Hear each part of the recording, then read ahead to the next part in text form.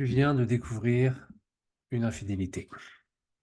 Aujourd'hui, dans cette petite vidéo, que j'espère courte mais impactante pour toi, on va brasser tout ce qui se passe pour toi dans cette découverte, dans ce que j'appelle la crise de la découverte. Évidemment, tu as un rôle majeur dans ce qui va se jouer pour la suite.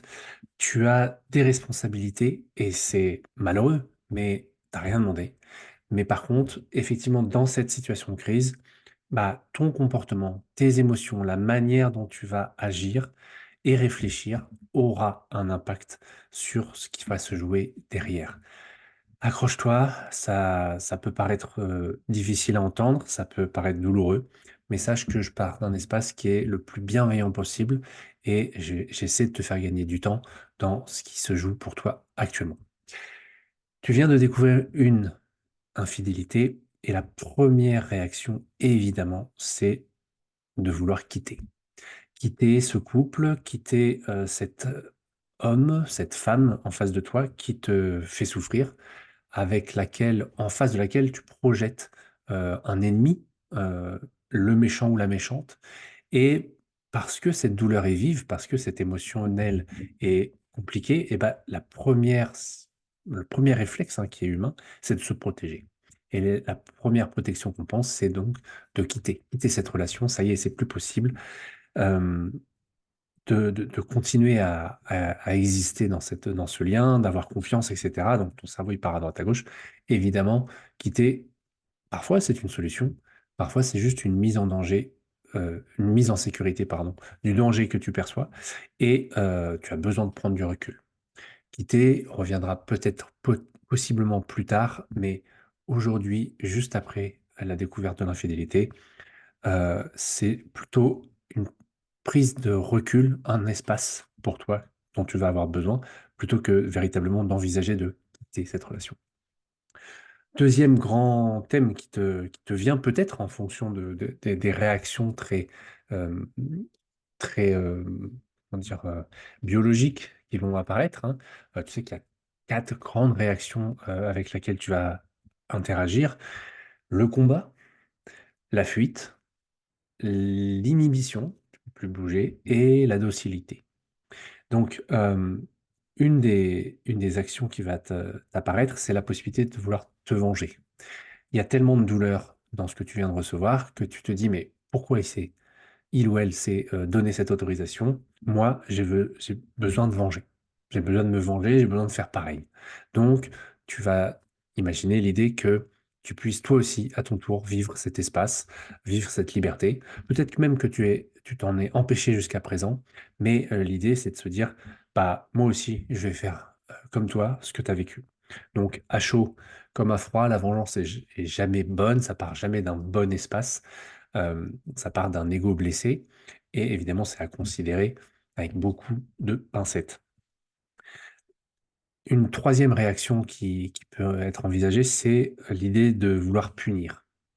Évidemment, en face de toi, il y a quelqu'un aussi qui est en souffrance, peut-être qui reconnaît ses torts, et en tout cas, je te le souhaite, qui avoue une partie et qui fait en sorte d'essayer de te rendre la tâche le plus facile possible en essayant de te dire à peu près ce qui s'est passé. Et l'idée de vouloir punir apparaît au moment où tu as envie de dire, bah, je veux de nouveau cadenasser cette relation, je veux de nouveau contrôler, je veux reprendre du pouvoir, je veux mettre mon énergie là où j'estime pouvoir avoir du contrôle. Et donc punir, bah, c'est donne-moi ton téléphone, remonte-moi tous ces messages, ne fais plus ci, ne fais plus ça, ne sors plus, etc. Donc tu remets quelque part une cloche de sécurité et de contrôle sur une personne qui n'en a déjà plus voulu et donc pour lequel elle va essayer de te suivre un peu là-dessus par la culpabilité, mais on va jamais très loin avec ce type de relation qui n'est qu'une compensation un peu de la douleur. Une option aussi qui va t'arriver, c'est la possibilité d'oublier, la possibilité de se dire, OK, finalement, cette histoire n'est pas grand-chose.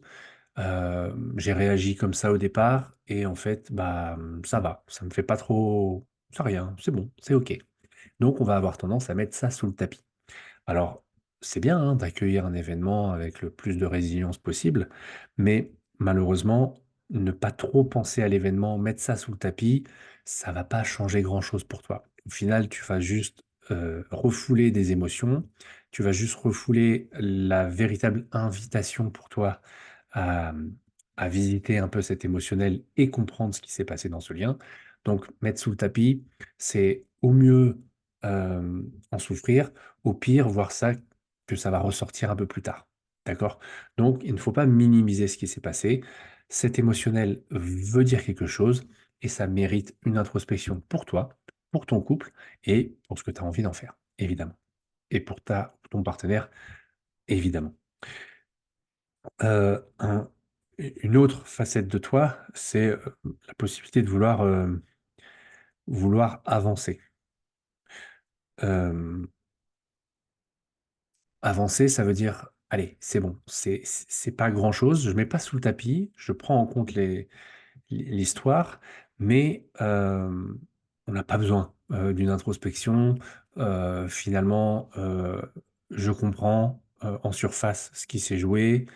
Limite, tu te jettes la pierre, donc tu te trouves, des excuses, tu lui trouves des excuses et tu veux simplement avancer, mais sans en faire une marche, tu vois? Comme si tu avais un peu sauté une haie, OK? Or, l'infidélité et sans vouloir dramatiser cet épisode, hein, mais l'infidélité, c'est pas une haie à sauter. L'infidélité, c'est un pont. C'est un pont à construire. C'est quelque chose qui s'est, défait dans votre lien historique d'exclusivité. C'est quelque chose qui, vient être un connecteur pour toi, un connecteur émotionnel de ton passé, peut-être même de ta lignée, d'un scénario répétitif que tu rejoues et donc c'est l'idée de construire, reconstruire quelque chose hem, qui s'est déconstruit finalement. Donc c'est l'idée de faire un pont entre la rive actuelle dans laquelle tu es, pour toi et pour ton couple, et la rive suivante. Donc, avancer, OK, mais la meilleure, option possible pour avancer, c'est évidemment d'aller, te faire accompagner, comprendre en profondeur ce qui se joue pour toi, ce qui s'est joué dans ton couple et ce qui se jouera possiblement plus tard pour, bah, tout simplement ne pas retrouver, la même chose. Un bon réflexe aussi pour toi, c'est l'idée de vouloir, être en mesure d'écouter. Écouter, c'est une très bonne chose, c'est-à-dire se mettre au service d'eux, heu et c'est ce dont la personne, infidèle a besoin. Elle a besoin, même si c'est très compliqué pour elle de livrer sa vérité, elle a besoin de sentir en face qu'on peut recevoir des informations, on peut, hem, être en mesure d'écouter sans jugement, c'est ça qui est intéressant, c'est-à-dire un espace d'ouverture. Alors je dis pas que c'est simple, je dis que c'est salvateur. Et tu dois être en mesure de prendre ce recul-là en te disant: «Très bien, raconte-moi ce qui s'est passé, factuellement» et sans essayer d'aller trop chercher dans les détails, sans essayer de mettre un jugement sur ce qui est dit. Plutôt, pas de faire son psy non plus, hein, mais plutôt en mode: «OK, si ton but évidemment c'est de recréer de la confiance, bah, en fait, crée déjà cet espace de confiance en ouvrant, ton cœur et en offrant la possibilité à l'autre de se livrer, tout simplement. Hem, une chose que tu as envie de faire aussi, c'est de pardonner. Donc on entend souvent ce mot-là, le pardon. Heu, est-ce que le pardon a été demandé? Le pardon, on a une espèce d'idée un peu divine au-dessus de ça. Donc ça te met malgré tout en responsabilité. Tant que c'est pas pardonné, l'histoire n'est pas, terminée. Je demande ton pardon, est-ce que je peux l'avoir? Au final, c'est une responsabilité que tu as pas forcément besoin de prendre et souvent on associe le pardon à l'idée de, on continue comme avant ou on revient, comme avant. Or le pardon peut très bien se faire même dans une rupture. C'est-à-dire que le pardon, c'est un état d'esprit de euh, d'apaisement sur le lien. Euh, et donc, on te met cette responsabilité du pardon et un petit peu ce truc de, bah, en fait, c'est toi le pouvoir divin, tu vois. C'est à toi de décider. Si tu me pardonnes, je reste et on arrête, on repart à zéro. Et si tu me pardonnes pas, bah voilà. Donc, tu peux très bien refuser cette option-là. Euh, le temps du pardon arrive un petit peu plus tard parce que dans pardonner, il y a la part donnée. C'est-à-dire où et quand et comment tu as, d'une certaine manière, inconsciemment, ta part donnée à cet épisode. Tu as une responsabilité aussi dans ce qui s'est joué. Peut-être que tu l'as déjà vu, peut-être qu'elle est infime, peut-être qu'elle est minime, mais ne serait-ce que de par ta réaction post-découverte, tu joues un rôle. Tu as ta part donnée, tu as ta part de responsabilité dans la manière dont tu réagis à l'événement. Mhm. Donc, euh, à mon avis, le pardon ne se fait que dans cet espace-là, au moment où on a vu que cet épisode s'est co-créé à deux, s'est co-construit et co-déconstruit à deux. Et donc, le pardon, c'est à la fois pour l'autre, à la fois pour toi aussi d'avoir été cette personne qui a laissé faire, qui s'est peut-être sentie naïve, qui s'est peut-être euh, sentie délaissée et qui n'a pas réagi. Enfin bref. Donc, le pardon, c'est une étape un petit peu plus lointaine dans ton processus. Évidemment, je ne te le dirai jamais assez, il peut te venir l'idée de te faire accompagner. Donc, on pense souvent au psychologue, on pense à la sexologue, on pense au love coach, bien sûr. Il y a des vidéos YouTube, il y a des livres qui existent, il y a des programmes d'accompagnement, il y a, il y a de quoi faire aujourd'hui sur le marché. Et tu te dis, il y a même ChatGPT hein, aujourd'hui qui peut t'accompagner. Néanmoins, rien ne remplace évidemment un espace, entre guillemets, thérapeutique, où tu vas pouvoir te livrer en confiance sur tout ce qui se joue pour toi, auprès d'une personne qui sait de quoi elle parle, qui est sans jugement, et ça c'est hyper important, qui te semble pouvoir t'apporter les outils nécessaires et, euh, et dans lequel tu te sens juste en confiance et avancer. Voilà. C'est un espace où tu dois te sentir authentique. Moi, j'ai encore des personnes, des fois, qui se font accompagner et qui me disent, ben, je me fais accompagner, mais j'ai pas parlé de ça à ma psy. En fait, j'ai une psy, mais j'ai pas encore parlé de cet épisode d'infidélité. Mais pourquoi? C'est le premier réflexe qui devrait être fait, c'est, bah, en fait, c'est un espace pour parler. Donc, comment veux-tu qu'elle t'accompagne si tu dissimules la moitié de ton histoire? C'est pas OK. Il faut que tu te sentes vraiment en confiance avec la personne que tu as en face. Évidemment, le meilleur réflexe, ça serait vraiment là, dans un premier temps, de penser à toi. Parce que je ne sais pas à quelle étape de, de deuil ou de processus tu écoutes cette vidéo, mais bah, parfois, on a du mal à manger, on a du mal à dormir, on a euh, des douleurs physiques qui apparaissent.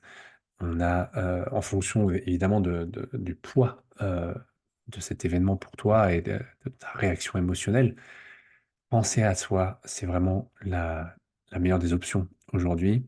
Et si penser à toi, c'est prendre de l'espace, euh, prendre le temps d'écouter, poser les bonnes questions, te faire accompagner, euh, alors je te souhaite ce temps-là le plus vertueux pour toi.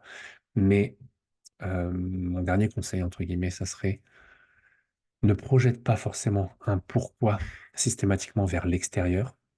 Le vrai pourquoi qui va te soulager à la découverte de cette infidélité, c'est le pourquoi intérieur. Donc évidemment, c'est un réflexe. Tu veux projeter sur qu'est-ce qui s'est passé dans notre couple, qu'est-ce qui s'est passé pour lui, pour elle, mais le pourquoi qui va te soulager et qui sera vertueux pour toi, c'est le pourquoi intérieur. C'est pourquoi je réagis comme ça. On va te dire, oui, c'est légitime, c'est ton système de valeurs, etc. Oui et non. Plein de personnes réagissent différemment. Donc, pourquoi toi, aujourd'hui, tu as cet émotionnel-là? Pourquoi tu as besoin de réparation? Pourquoi tu te sens victime? À quoi ça te renvoie? Etc. etc. Tout ce processus-là, c'est un pourquoi intérieur. Et c'est celui qui sera le plus soulageant et le plus aidant pour toi dans ce processus d'après-découverte. Je te souhaite plein de belles choses. J'espère que cette vidéo t'a aidé, en tout cas que tu as senti mon soutien dans ce que tu vis et je te souhaite le meilleur pour la suite. Il y a plein de ressources, tu peux cliquer sur les liens. Prends soin de toi.